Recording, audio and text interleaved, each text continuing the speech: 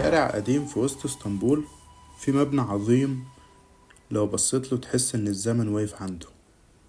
المبنى ده هو مسجد فنارة يا عيسى، بس قبل ما يكون مسجد كان حكاية.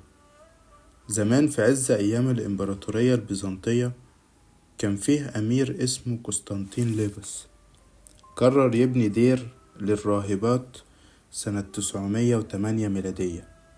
وداخل الدير ده بنى كنيسة صغيرة للبتول مريم، مكان للعبادة وللصمت وللبكاء على الدنيا. ومرت السنين وجت الإمبراطورة تيودرا زوجة الإمبراطور ميخائيل الثامن، وقالت هنا هيدفن ملوكنا. بنت كنيسة تانية جنب الأولى، كنيسة فيها قبور الملوك وزخارف من الذهب والفسيفساء. لكن الدنيا ما بتثبتش على حال، والقسطنطينية ما كانتش أبدا بيزنطية.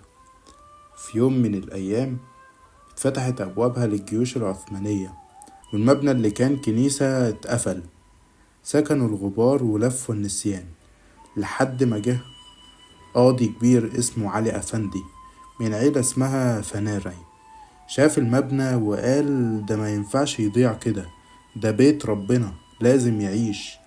فأمر بتحويله المسجد، وحطوا فيه محراب وبنوا مأذنة ورفعوا فيه الأذان لأول مرة.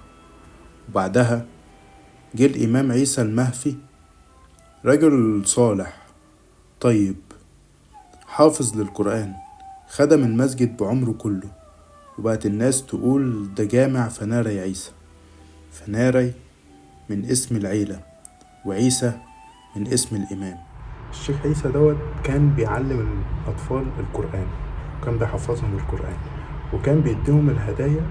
اللي بيحفظ القرآن كاملا تسميع كان بيديله هدية المصحف كامل مكتوب بخط الإيد، بخط إيده هو.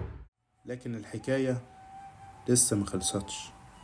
في سنة 1633 حصلت مصيبة، حريق كبير أكل نص اسطنبول، والمسجد اتحرق.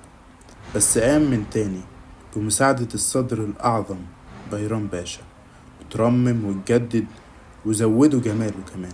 كل ما ينهار كانوا بيبنوه من تاني، كل ما يتحرق كانوا يرجعوا يحيوه، لأنهم مؤمنين إن المبنى ده مش بس حجارة، ده شاهد على 1000 سنة من الروح.